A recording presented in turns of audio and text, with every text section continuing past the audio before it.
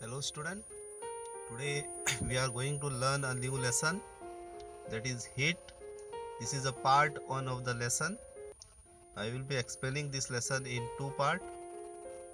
In this lesson or in this video we are going to learn about a heat, the transfer of heat and different thermometer. Hot and cold. In our daily life we come across a number of objects. Some of them are hot and some of them are cold. Example, tea which we take is hot and ice is always cold. Ice cream which we eat is always cold. Some objects are hotter than others and some are colder than others. We often decide which object is hotter than other by touching the object. If we touch the object, we feel that object is hot, or if we feel that if you in the fridge, anything in the fridge, if we touch it, we feel that the object is cold. We cannot always rely on our sense of touch to decide how hot or how cold is an object. The hotness of the object is measured by its temperature. If the temperature is very high, then object will be hot. When we add heat to body, motion of its particle increases, and when we remove heat from the body, the motion of the particle decreases. The heat always increases the motion of particle. That's why the objects become hot. Now heat. What is a heat? Heat is form of energy flowing from body of matter to another spontaneously due to their temperature difference. If the temperature is different, some part of the body is hot and some part of the body is cold, then the heat is transferred from the hotter region to the colder region. Heat is always transferred from a body higher temperature to the body of lower temperature, or heat flows spontaneously from hotter body to the cooler body. Heat is always transferred from hotter region to the cooler region. Temperature. Temperature is measure of the degree of hotness or coldness of an object. Okay, temperature tells us the nature of the matter, if it is a hot or if it is a cold. The temperature of something tells us how hot or how cold something is. Now effects of heat. When body is heated, various type of physical and chemical changes take place. If you heat the body, for example candle, what happened to the candle when we heat or when we burn it? The wax melt. Okay, this is a physical change. Now physical changes, change in temperature. On adding heat to body, its temperature increase. On removal of the heat from the body, the temperature decreases.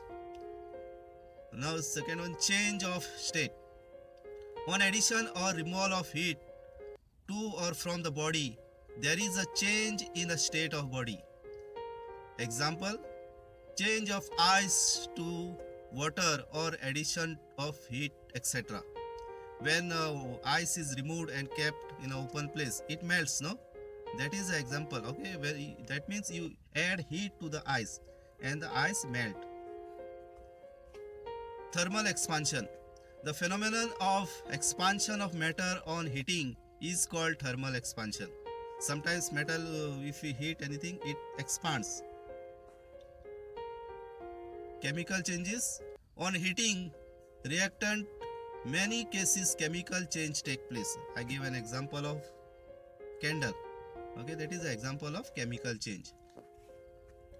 Measurement of temperature. Temperature is measured by device called thermometer. You might come across this word, no? Thermometer. Temperature is measured in degree. Temperature is measured on two scales. There are two scales to measure the temperature. One is Celsius, that is 35 degree to 42, and other one is a Fahrenheit, that is higher, 98, 99, 100, that you might have seen on the thermometer. Degree Celsius is the symbol of Celsius scale, and degree F, that is Fahrenheit, is the symbol of Fahrenheit scale.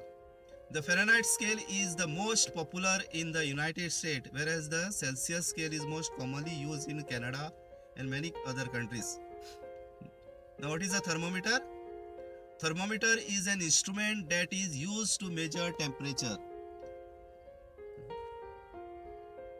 Now, there are two types of thermometer we are going to learn.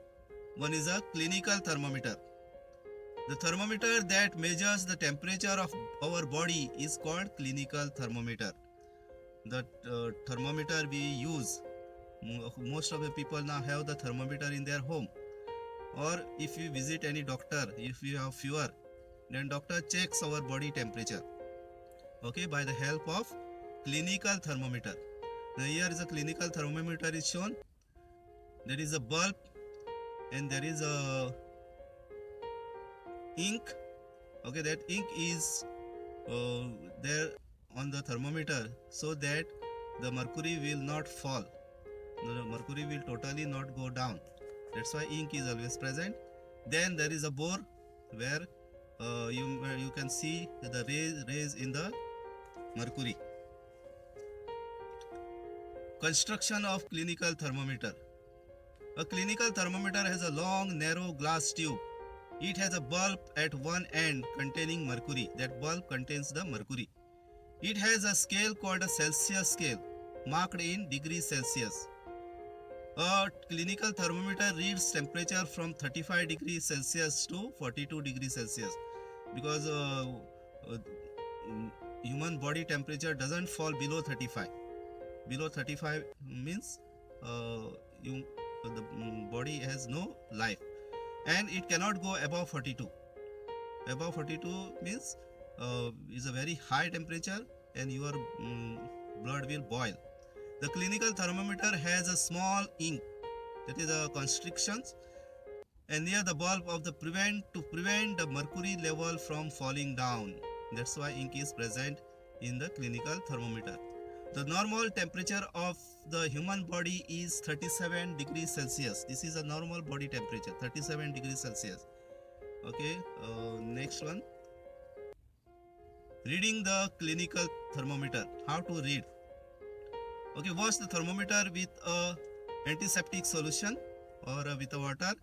Hold it firmly and give it few jerks to bring the level of the mercury below 35 degree. If the once the thermometer is used and if it shows the 37 degrees Celsius temperature of one person, then it remains that same with the same temperature.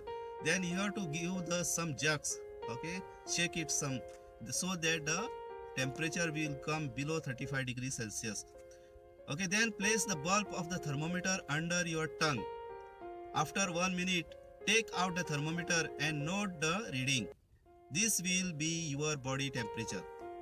Okay, in this way you have to measure the body temperature. For the small children, okay, it is you have to measure putting it under the arms. Okay, next digital thermometers. Now this is a commonly used thermometer, are preferred over a conventional mercury thermometer. Digital thermometers are easy to read because it gives LCD display. Your body temperature will display on the LCD and you can easily read it. They are also mercury free. Okay, no, mercury is not present, so it is now it is commonly used. Next one is a laboratory thermometer. A laboratory thermometer has a long narrow glass tube. It has a bulb at one end containing mercury.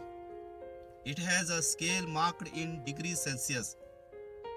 The range of the laboratory thermometer is generally from minus 10 degrees Celsius to 110 degrees Celsius.